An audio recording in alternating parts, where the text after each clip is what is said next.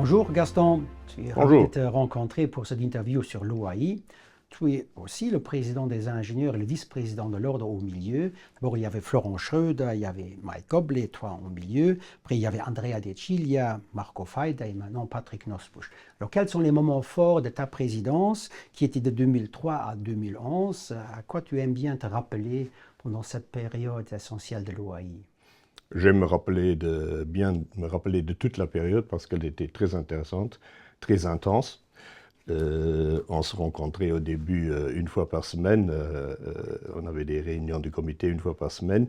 Et on traitait pas mal de sujets qui me tenaient à cœur. Donc, je commence avec le renforcement de la connaissance des ingénieurs, du métier des ingénieurs et des architectes auprès du public, mais également auprès des décideurs qui nous connaissaient que très mal et qui ne connaissaient pratiquement que les architectes. Nous, les ingénieurs, on était toujours un peu dans en cachette. On a fait beaucoup de choses intéressantes. À ce que je me rappelle, on a fait les contrats types pour nos professions, qui étaient très importants parce que avant c'était quelquefois la guerre entre les différents concurrents. On a mis en route la formation continue, qui est toujours au top, Beaucoup de succès, au oui. top du succès.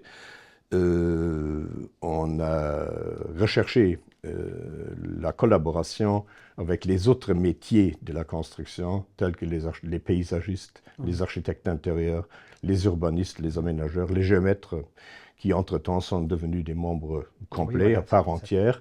Et je pense que c'est très important pour notre profession et pour la construction en général. On a également renforcé dans ces temps-là notre collaboration dans les institutions européennes telles que le CAE et moi personnellement comme dans l'EFCA, donc les ingénieurs conseils au sein de l'Europe.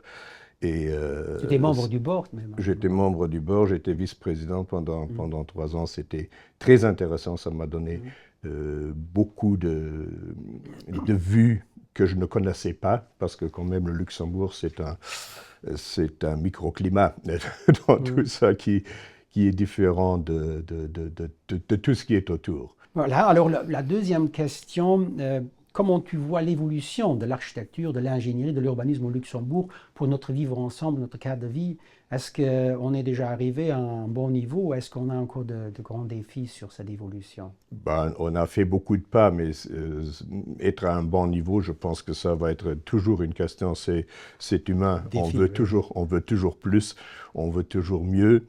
Et surtout, aujourd'hui, il y a quand même toute une part de thèmes qui sont très importants, où on a fait des progrès. Je parle comme ingénieur beaucoup sur la mobilité.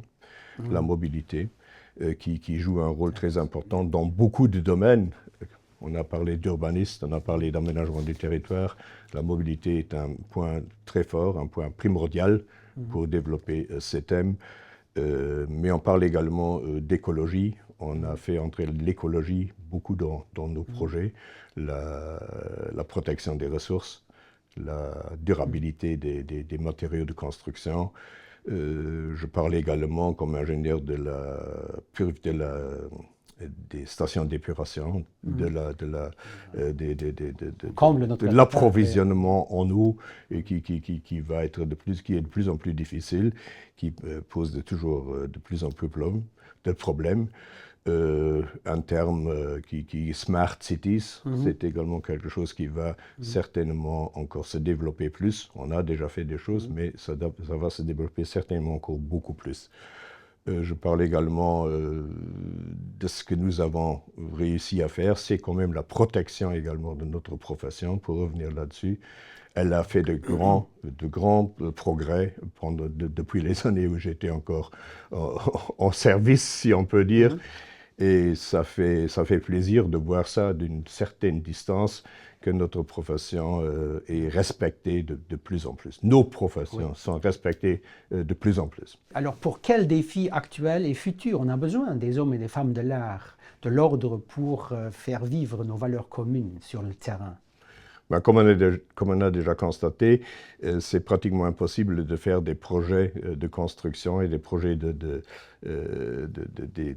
écologiques sans le soutien des architectes et des ingénieurs conseils. Je me base là surtout sur les ingénieurs conseils, comme je connais ce monde-là, et je reviens sur la mobilité qui fait partie de tous les problèmes de nos temps.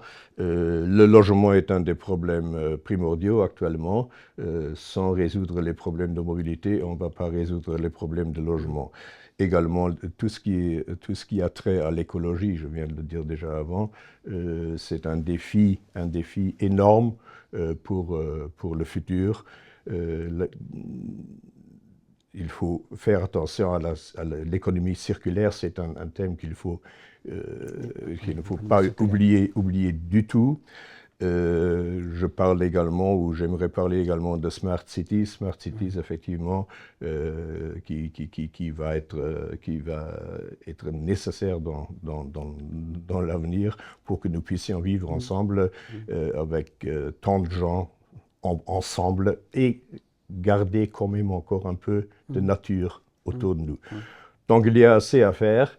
C'est peut-être pas de moins en moins, mais les travaux, les missions originaires des ingénieurs et des architectes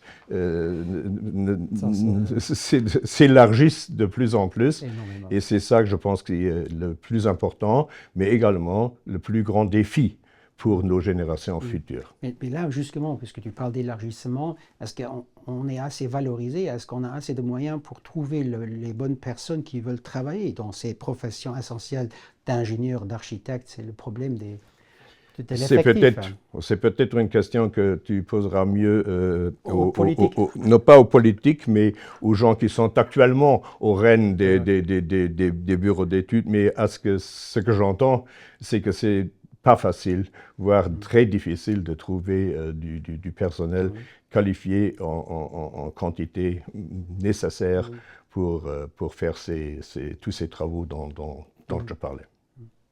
Tip top, mais merci Gast pour cet entretien très intéressant. Merci. Merci à toi.